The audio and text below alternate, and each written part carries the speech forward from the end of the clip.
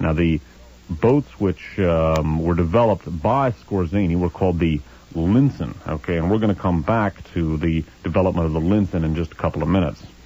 Now, in addition to the explosive motorboats, which we're going to discuss in greater detail, it's worth noting that Skorzeny was involved with the use of, or the development, really, I should say, of suicide aircraft. In other words, the use of kamikaze aircraft, if you will. And he worked very closely in the development of a number of different suicide weapons with a woman named Hanna Reitsch, last name R-E-I-T-S-C-H, who was an accomplished Nazi test pilot and one of Hitler's personal favorites. And one of the weapons that Hanna Reitsch and Skorzeny combined on was the development of piloted V-1 rockets. In other words, the explosive missiles used by Nazi Germany with good effect against Great Britain, among others. And Skorzeny and Hanna Reitsch were involved with the development of a piloted suicide version of this weapon. O'Neill describes this as follows. It was at this juncture that Skorzeny and the intrepid Hanna Reitsch, who had not long recovered from multiple skull fractures incurred while testing the Me-163 rocket fighter, pressed for reconsideration of a piloted Fi-103. That's the V-1, basically under a different designation.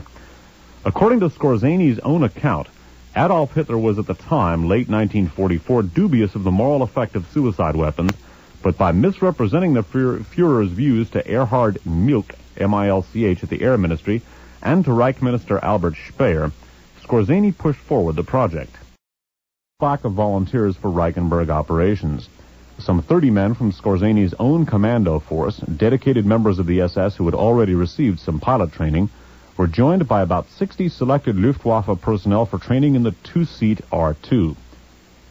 Pilots of the Leonidis-Staffel, that was Skorzeny's suicide air brigade, pilots of the Leonidis-Staffel were to carry the self-styled Substabsvermanner, the suicide personnel, into action. By October 1944, about 175 R-4s were ready for use. Had they been available earlier for deployment against the Normandy invasion fleet in June of 1944, they almost certainly would have been used, and, judging from the evidence of Japanese operations, might have proved effective against Channel shipping. And last interesting note here is that when the Allies captured many of the German special weapons at the end of World War II, under an operation called Project Paperclip, or Operation Paperclip, many of these piloted V-1s were captured. Of course, Operation Paperclip, or Project Paperclip, is something we've talked about at great length on this series. It involved basically the importation of many of Germany's top scientists into the United States to work within the U.S. national security establishment, a development which led to many, many later problems, not the least of which was the assassination of President Kennedy, as we've talked about on these broadcasts before. Now, it's worth noting here that two of the two people we've been looking at here, Skorzeny and Borghese, crop up in connection with a much more modern set of developments as well. Both Commander Borghese and Otto Skorzeny were very much involved with the development of something called the Internacional Fascista. Now, the Internacional Fascista was an amalgam of far right-wing elements basically dedicated to turning the world fascist. And it's worth noting here that the Internacional Fascista, or just about all of its elements, have either are now or have at some time in the past been connected with the Central Intelligence Agency. The CIA is the common denominator for all of the elements of the Internacional Fascista. Combine that with the fact that the Internacional Fascista is in the habit, or has been in the habit of disguising its crimes as crimes of the left, whereas it is itself, as its name indicates, a fascist organization. Now, the Internacional Fascista was basically the grandchild of Otto Skorzeny, I guess you could say, and Prince Borghese worked very closely with him on this. I'm going to reread a passage here which we've been over many, many times on this broadcast. It comes from Henrik Kruger's The Great Heroin Coup. The Great Heroin Coup by Henrik Kruger, published in softcover, copyrighted 1980 by the South End Press of Boston. And this particular passage we've read many times on this broadcast. Hopefully some of you will have this down now. Some of you, I would think, would be able to just about recite this passage from memory. But it is very complex. It involves a lot of different names, and I think it's worth going into, again, in the context of suicide squads. Remember now, Scorzani and Borghese not only worked separately, but worked together during World War II to develop suicide weapons. Borghese began with the Italian Navy, communicated his skills to Scorzani in direct cooperation with Scorzani, and Scorzani then put those skills to work in developing explosive motorboats and kamikaze aircraft for Nazi Germany. And we see both Scorzani and Borghese involved with the Internacional Fascista. Henrik Kruger describes their cooperation as follows in The Great Heroin Coup. The common denominator in CORU, as well as Internacional Fascista, a combine of anti-communist extremist organizations chartered at an October 1976 meeting in Rome, attended by CORU representatives, appears to have been the CIA, or at least a faction thereof. Internacional Fascista is the outgrowth of many years of planning in Madrid by the late Nazi Otto Scorzani, who in the 50s had worked for the CIA. On its rolls are former SS agents, OAS terrorists, hatchet men for Portugal's dreaded secret police, the PIDE, terrorists from Spain's Fuerza Nueva, Argentine and Italian fascists, Cuban exiles, French gangsters from the Service de l'Action Civique, and former CIA agents hardened by terror campaigns in Operation 40, Guatemala, Brazil, and Argentina. Besides CORU, Internacional Fascista's militants have at various times numbered the Army for the Liberation of Portugal and its Agente Press contingent under Yves Garin-Saac, the Italian Ordine Nuovo led by Salvatore Frangia and Pierluigi Conchitelli, Spain's Guerrillas of Christ the King, the Asociación Anticommunista Ibérica, and the Alianza Anticomunista Apostolica, the AAA, which is not to be confused with the Argentine AAA that is also represented in Internacional Fascista and the Paladin Group. SS Colonel Scorzani was the kingpin of the Paladin mercenary group until his death in 1975. Dr. Gerhard Hartmut von Schubert, formerly of Joseph Goebbels' propaganda ministry, was its operating manager.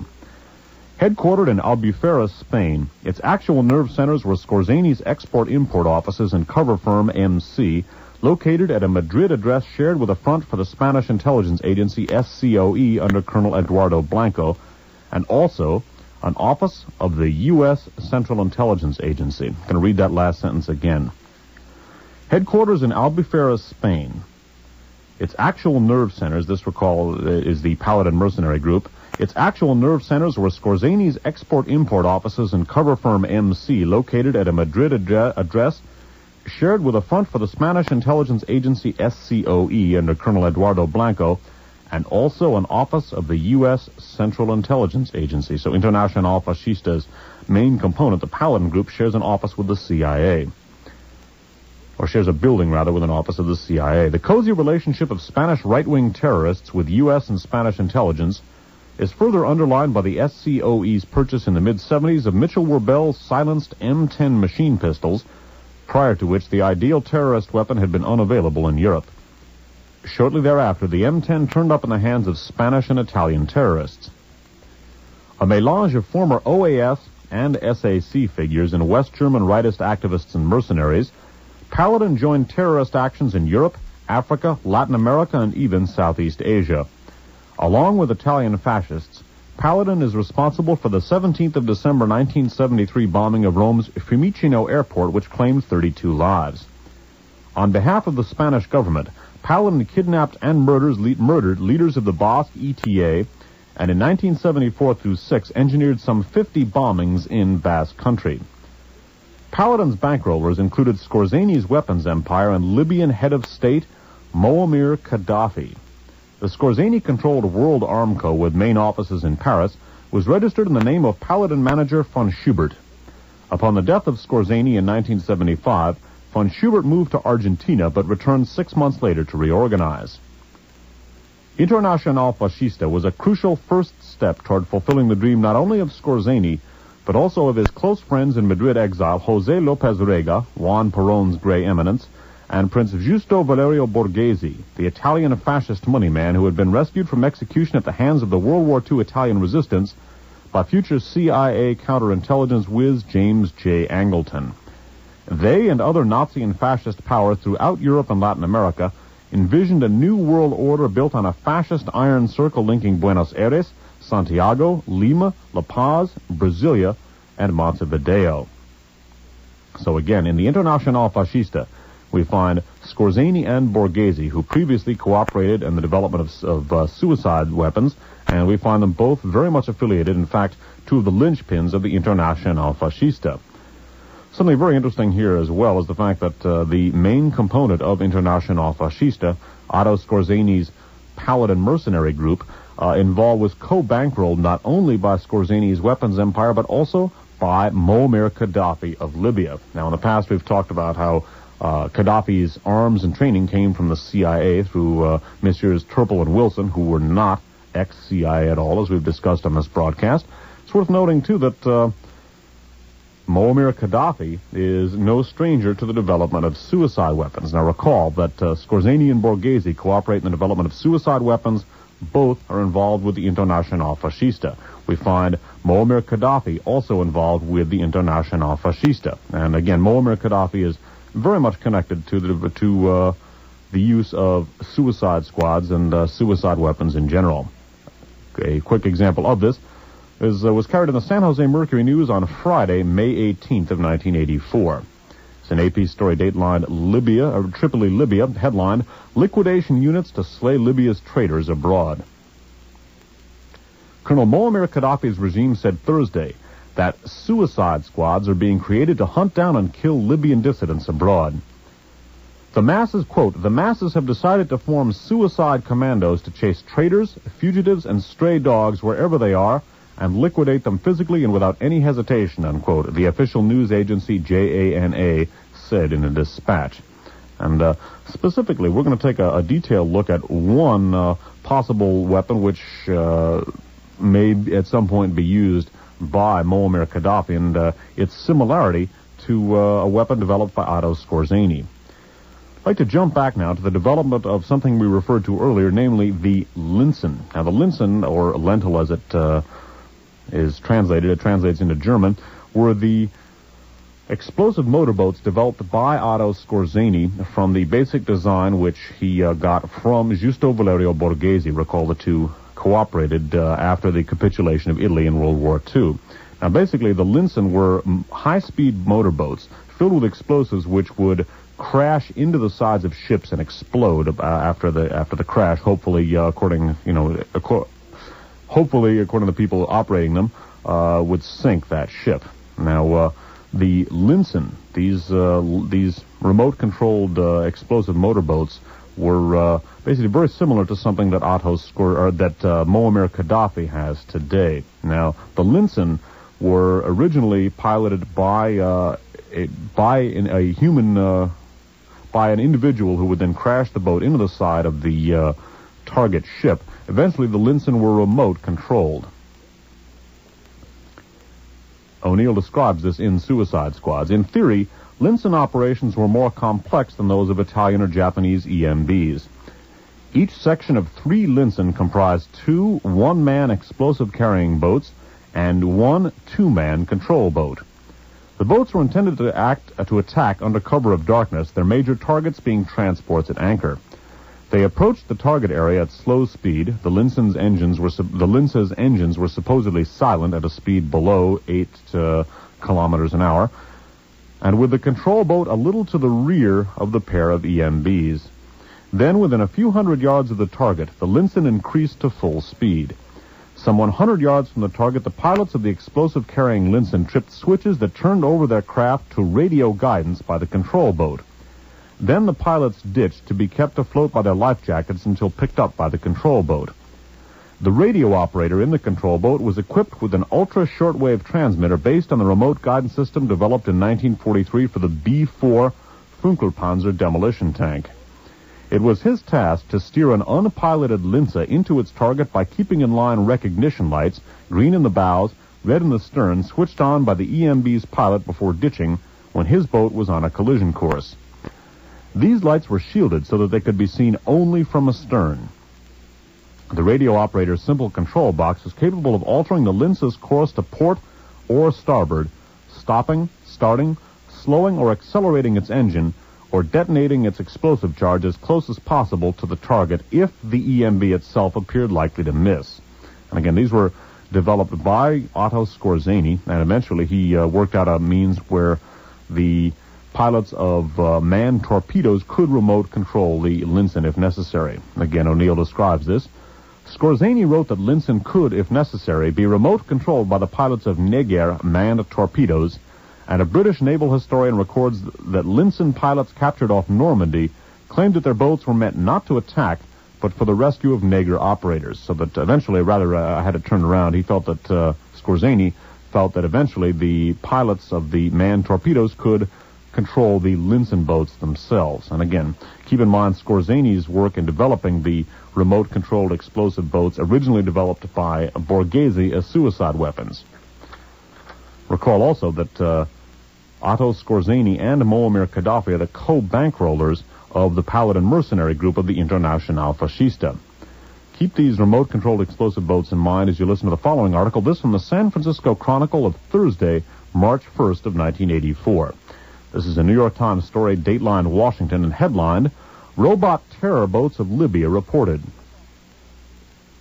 Libya has acquired a fleet of remotely controlled speedboats that could be used in terrorist attacks against U.S. ships, the Navy's chief intelligence officer said yesterday. John Butts, director of naval intelligence, testified before Congress that the pilotless speedboat fleet is significant for its potential application in terrorist operations, unquote. He said the drones, moving at speeds of 30 knots, are packed with high explosives and controlled from cabin cruisers as far as 8 miles away. Butts did not say precisely how many drones Libya has acquired, and the Navy refused to expand on his remarks, which were prepared for the House Armed Services Sea Power and Strategic and Critical Materials Subcommittee. Butts did say that Libya has more than 50 control craft.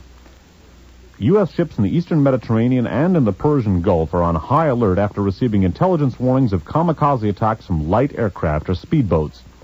In both areas, the Navy has had to fire warning shots across the bows of unidentified boats that had approached too close, the Pentagon has said. The Libyan drones, which Butts said, quote, are being produced in Libya and abroad, unquote, presumably would allow a terrorist attack without a suicide pilot or crew. Now, as we've seen, just such remote-controlled explosive boats were developed by Otto Skorzeny through his work with Borghese during World War II. And recall that not only are Borghese and Skorzeny then associated with the CIA-connected Internacional Fascista after World War II, but we've seen that Otto Skorzeny and Muammar Gaddafi were associated in the Paladin mercenary group as well, also after World War II. Now, keep in mind the fact that the Internacional Fascista involves these three elements, that is to say Skorzeny, Borghese, and Gaddafi. Keep in mind the suicide attacks on American installations recently, and listen to the one final paragraph here from Henry Kruger's The Great Heroin Coup. What has made sleuth work difficult is Internacional Fascista's attempts to camouflage itself as an arm of the left. When General Joaquin Centeno Anaya, Bolivia's ambassador to France, was shot down in Paris in May of 1976, a caller to the police claimed the Che Guevara Brigade had murdered him to avenge the 1967 capture of Guevara in Bolivia. An eyewitness, moreover, claimed to have recognized the assailant as the infamous left-wing terrorist Carlos. However, 1 month later, the Nouvel Observateur reported that the assassination had been planned at Madrid's Consulada Hotel by Bolivian intelligence agent Saavedra and 3 terrorists from the Paladin group. Furthermore, inspection of Centeno Anaya's politics revealed his opposition to Bolivian President Banzer and allegiance to ex-President Torres, whose murder in Argentina followed shortly after Centeno's. Then it was the turn of former Chilean Foreign Minister Orlando Letelier to be murdered by Chilean and Cuban terrorists in Washington, soon after which the establishment U.S. press, citing CIA and FBI sources, pointed the finger at the Chilean left. Okay, now recall that, as we've seen in the past, Frank Turple has boasted of training Carlos the Jackal, and the CIA at one point protected Carlos himself. So the cropping up here of Carlos's name in connection with the Internacional Fascista is interesting in light of the fact that both Gaddafi of the Internacional Fascista and Carlos have had massive contacts with the Turple Wilson wing of CIA. Okay, that pretty much winds things up for the broadcast today.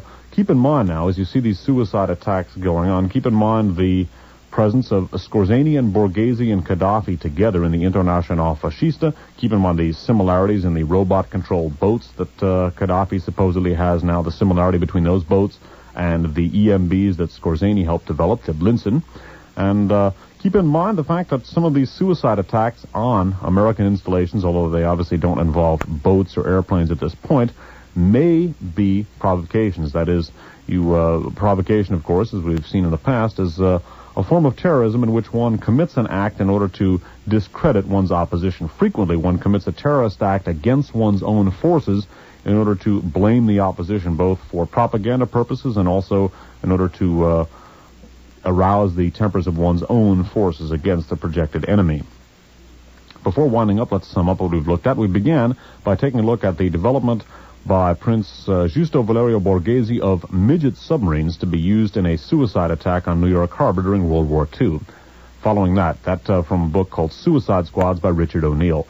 Following that, again from the same book, we took a look at the cooperation between Borghese and SS Colonel Otto Scorzani after the capitulation of Italy. Basically, Borghese communicated his skills with regard to suicide weapons to Otto Scorzani, who then used those skills on behalf of the Third Reich. We took a look at Scorzani's development of piloted V-1 flying bombs, and then we took a look at the cooperation of Scorzani and Borghese in the Internacional Fascista, a fascist combine operating after World War II with the assistance of either the CIA or elements thereof. And we took a look in that regard, the presence of Muammar Gaddafi in the Paladin mercenary group run by Scorzani, and we took a look at Gaddafi's use of suicide squads. We took a look at the development of the remote-controlled Linsen explosive motorboats and the similarity, those developed by Otto Scorzani, and the similarity between the Linsen and explosive motorboats, also remote-controlled, currently possessed by Muammar Gaddafi, according to U.S. intelligence sources. And, of course, those two, Gaddafi and Scorzani, are associated with Paladin Group and appear to have many, many similar ideas. And finally, we took a look at the Internacional Fascista's habit of disguising itself as an element of the left in order to attribute its terrorism to the left. That winds up this broadcast. My name's Dave Emory. Thanks. And we're going to take a musical break and give all of us a chance to a powerful coup group, C-O-U-P, coup group, with members high in the Italian military. Otto Scorzani, the Nazi commando turned arms agent, was a key backer of the Rosa conspiracy, just as he had supplied arms to the Borghese putsch attempt of December 1970. So again, besides the December 1970 coup attempt, which we talked about earlier, where Otto Scorzani worked with Borghese, the Black Prince, one of the most powerful men of Italian fascism. In addition, he also worked with several members of these groups, including Michele Sindona, who had also been involved in the first coup group, on the Rosa de Venti coup, along with these various people, Sindona included, in 1973. Again, we looked at both the Rosa de Venti coup and the Borghese coup attempt in the Mediterranean merry-go-round, specifically in Radio Free America number 19, the third part in our 5-part series about who shot the Pope in Italian politics, Vatican politics, and so on and so forth. Those, again, available from DAVCOR. We'll tell you more about that later. But note the presence of Otto Scorzani with longtime associate Borghese and Michele Sindona in both coup attempts. Recall Michele Sindona's role as channeling as CIA funding conduit to the Borghese coup of 1970. Another interesting detail in which Scorzani figures in the background, another thing that we looked at in connection with our Mediterranean merry-go-round series, was the Piazza Fontana bombing. Sindona also channeled CIA funds, some of which were used for the Piazza Fontana bombing. Stefano Della Chiai was the main person in carrying that out. One of the names that we looked at in connection with the Piazza Fontana bombing was a man named Guido Giannattini. Giannattini was a member of the P2 Lodge. He also was a key official of the SID, the Italian intelligence service. Guido Giannattini had received assistance from the BND, the Galen organization, in the fourth of its incarnations, through an arms firm called Merex, M-E-R-E-X. Now, Merex was established in considerable measure by the very same Otto Scorzani. Interestingly enough, in addition to being an SID official and a member of P2, the aforementioned Guido Giannattini, a key participant with Stefano Della Chiai in the Piazza Fontana massacre of '69, was also one of the key officials in a P2 faction called Terza Posizione. Now, Terza Posizione was obviously, like the rest of P2, a fascist group, but one of the people from whom they took their ideological cues was none other than Muammar Gaddafi, the same Muammar Gaddafi we see with Borghese and Scorzani in the Internacional Fascista and so forth, and of course Scorzani and Gaddafi go all the way back to the formation of the Libyan Secret Service. So these are things that we've seen a great deal of, and we're gonna take a look at some other. We're going to take a look right now at a speculative note with regard to the Mediterranean merry-go-round, possibly, and I say possibly, linking the Mediterranean merry-go-round and the Olympics massacre. The key link may be, and we say maybe, this is food for thought and grounds for further research, and if any of our listeners can help us out on this, we'll be most appreciative. The key link here may be a guy named Abu Daoud. All right. We are again reading from The Quest for the Red Prince. Again, the annals of the exploits of Ali Hassan Salameh. They're talking about 1968, the dramatic acceleration in PLO terrorists and PFLP terror in 1968. And they're talking about various groups of attacks on Israelis, airport bombings and mid-air bombings. And it was against this bloody background, the authors write, that Arafat started to build up his own forces of sophisticated international terror. He could not let Habash, that's George Habash, or other extremists take over the fiercest and most inventive fighters of the PLO. Although the Fatah had swelled to many thousands, already controlling a large part of Hussein's Jordan, he needed his own nucleus of smart, well-trained, sophisticated commandos who could plan and carry out operations of unconventional terrorism against Israel and its representatives abroad. Together with Abu Iyad, he selected 10 young men to head that new unit. One was Abu Daoud, spelled A-B-U, D-A-O-U-D, a tall, lean expert in explosives and a would-be assassin. Another was Fakhri el-Umari, a cold, scheming killer and meticulous planner. The newest Fatah member to be added to the list was Ali Hassan Salameh. He was given a nom de guerre, traditionally deriving from the name of his eldest son, Abu Hassan, which meant father of Hassan. Skipping down. In the meantime, and this is about the time of the planning for 1972 in the Munich massacre, in the meantime, Salameh was putting the supply and backup organization in place. He contacted Abu Daoud, another Black September leader, who was in Sofia buying arms from the Bulgarians. That last sentence perhaps should be read again in light of the context in which we're going to look at Abu Daoud or someone by that name in a second. In the meantime, Salameh, again this is our Ali Hassan Salameh, was putting the supply and backup organization in place, meaning for the 1972 kidnapping of the Olympic athletes. He contacted Abu Daoud, another Black September leader, who was in Sofia buying arms from the Bulgarians. Abu Daoud, who was traveling with a forged Iraqi passport, was asked to proceed immediately to Munich, where he was to help Masaya and Che Guevara, in quotes, in the preparation of their operation. Che Guevara, in this case, is a code name for Yusuf Nizal, another Black September activist. Skipping down. Everything was now ready for the operation. In accordance with Salameh's orders, all the backup participants in the operation had left German soil. Following the couple who had brought over the weapons and Fakhri el-Umari, Abu Daoud himself departed from Germany. Okay, so Abu Daoud is one of the key participants in the Olympics massacre, and specifically, he supplied arms, including Kalashnikovs, AK-47s, which he picked up in Sofia, Bulgaria, as we've looked at in connection with the Mediterranean merry-go-round, and Stibom, the arms for drugs ring with massive, which appears to essentially have been a Western intelligence front, although it did have a lot of contacts in the East as well, some of which we're going to look at right here.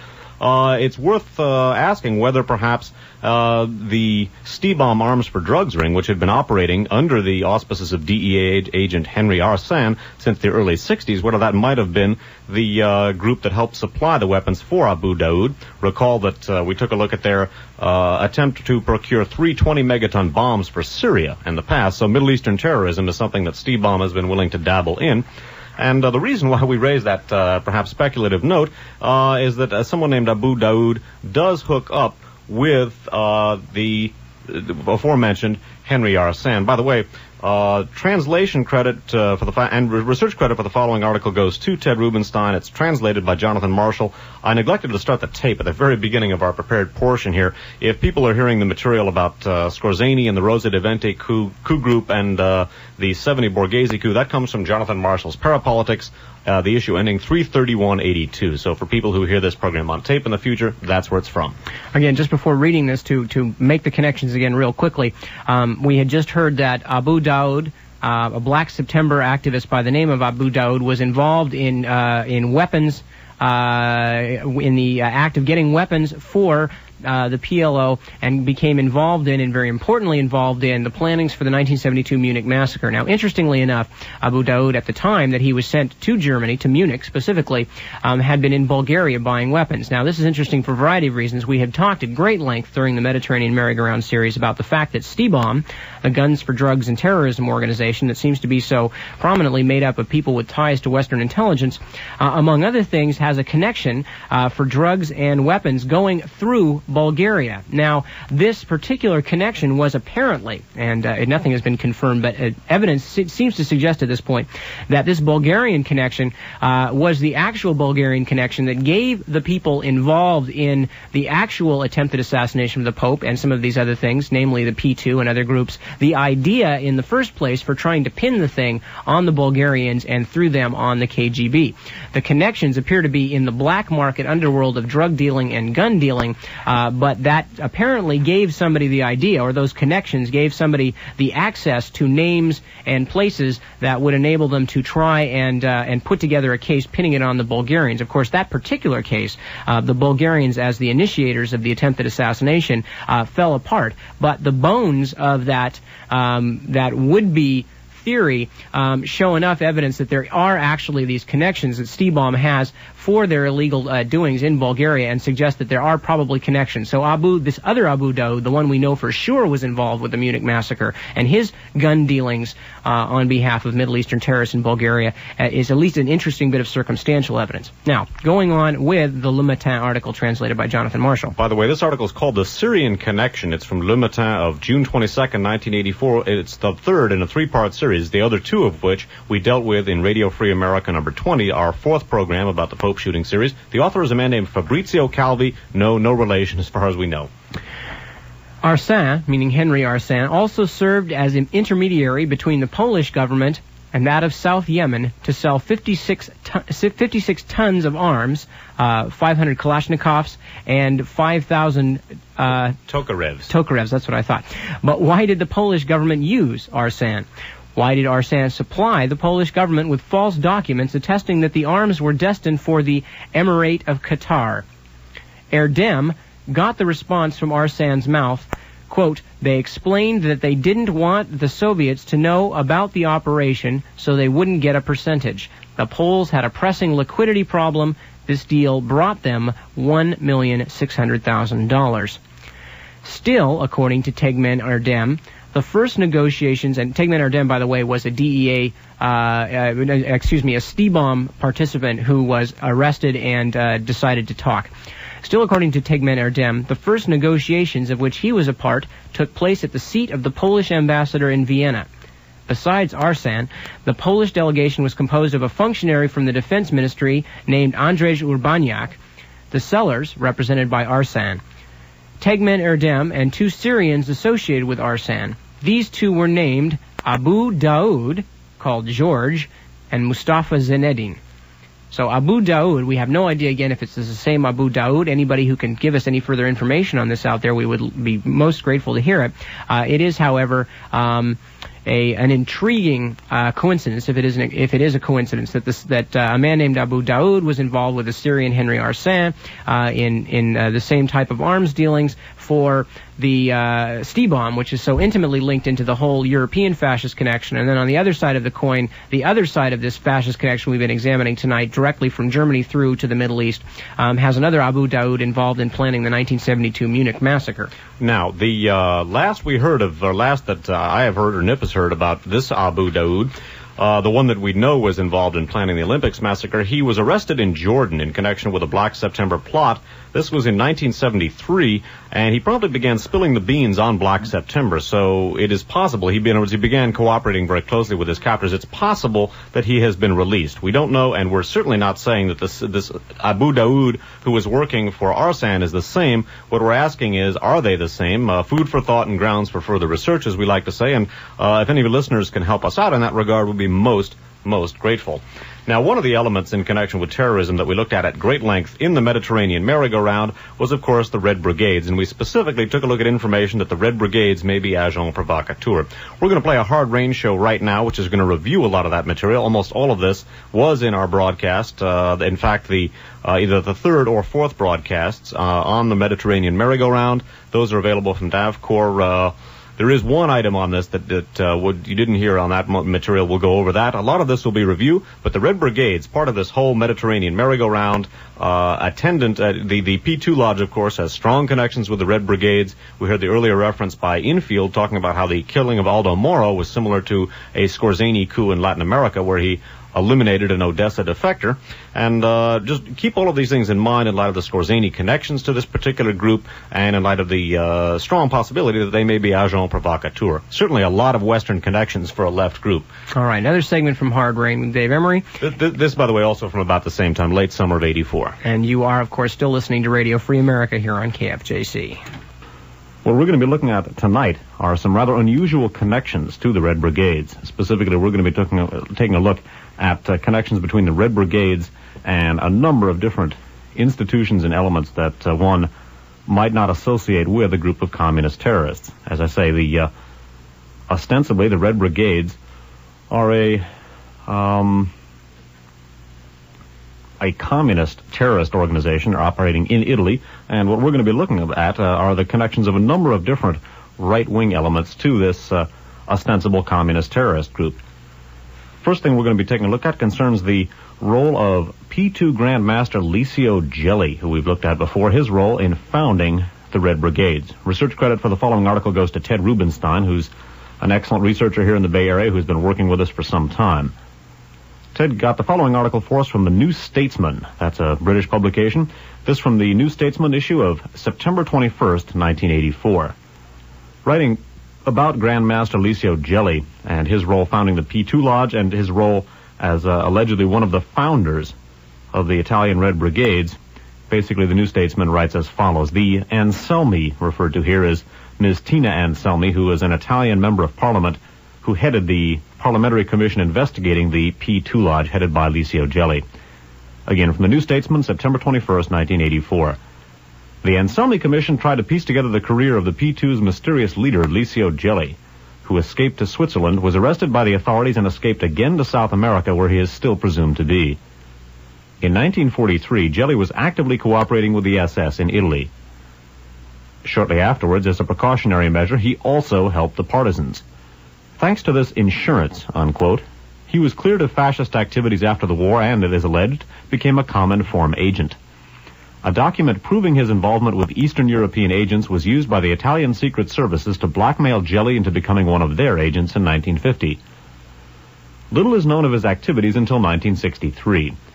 He was, for a period, in Argentina, where he established contact with fascist and Nazi exiles, as well as with the Argentinian Freemasonry.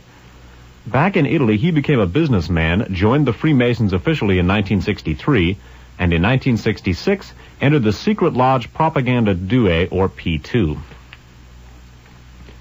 Since then, and until 1975, Gelli was directly involved in subversion. The Anselmi report maintains that Gelli was connected with the death of left-wing publisher Gian Giacomo Feltrinelli in 1971, and with the founding of the Red Brigades. While maintaining his contacts with left terrorism, Gelli was taking part in the organization of an attempted right-wing coup d'etat. This was planned for the beginning of December 1970 under the leadership of Prince Valerio Borghese, a hero of the fascist Republic of Salo. Well, a number of things in that passage I just read you. First of all, take note of the fact that Licio Gelli was a doctrinaire fascist during World War II and prior to it. He not only worked very closely on behalf of Mussolini, worked with Mussolini and on his behalf in Italy. He also worked with the SS when, after the capitulation of the Mussolini government in Italy, of course, the German fascists, the German Nazis, continued to put up very fierce resistance to the Allies in Italy, and Licio Gelli worked with the SS, as stated in this article here. Now, in a current bestseller called In God's Name by David Yallop, which deals with the alleged poisoning of Pope John Paul I, the P2 Lodge is dealt with at great length, as is its founder, Grand Master Licio Gelli. And specifically, the P2 Lodge, Licio Gelli, rather, was named in God's Name as being an Oberleutnant in the SS. And again, he was very close to Mussolini, worked on behalf of Mussolini throughout most of his early political career. Gelli did, that is. And although he did associate with the partisans and with communist elements in general, most of his, at the end of World War II, in order to get himself cleared, most of Gelli's contacts are with the far right. Now, the Propaganda Due Lodge that Gelli has basically been the driving force behind has been functioning as, in effect, a shadow government in Italy, as sort of a closet fascist government. Many, many powerful people from the Italian national security establishment, the Italian military, the Italian intelligence services, key Italian businessmen, people connected with the Vatican, notably Michele Sindona and Roberto Calvi, both criminal financiers, basically, who were very much involved with the Vatican finances. We've talked about them before on this broadcast. All of these elements combined in the P2 Lodge, headed up by Licio Gelli. P2 had strong connections with Western intelligence services and NATO, notably the CIA. In addition, of course, as indicated there, P2 involved a great many far right-wing elements. Prince Borghese, another Mussolini follower we've looked at in the past in connection with the Internacional Fascista, an international combine of fascist elements around the world, particularly in Italy and particularly in Italy, Spain, and Latin America. And it's strange to see Licio Gelli, a right-winger with all of these fascists, basically with all of these connections. It's interesting to find him as one of the founders of the Red Brigades. Now, a possible motive for Licio Gelli backing an organization like this is to be found in another article that Ted Rubenstein got for us. This one is from The Economist, the issue of May 19th, 1984. The article is titled, The P2 Bomb Goes Off. By the way, the New Statesman article was headlined, Wanted Men Enjoying Power. That from New Statesman of September 21st. That contained the information about Gelli's founding of the Red Brigades. This article from The Economist of May 19th, 1984 was headlined, The P2 Time Bomb Goes Off. It's from The Economist's Rome correspondent. I'm just going to read a short section of this. Again, referring to Ms. Tina Anselmi, the head of the Italian Parliamentary Commission investigating Licio Gelli's P2 Lodge. Ms. Anselmi also discusses the accusations that the police were inefficient during the kidnapping and murder of the Christian Democratic leader Aldo Moro by the Red Brigades in 1978.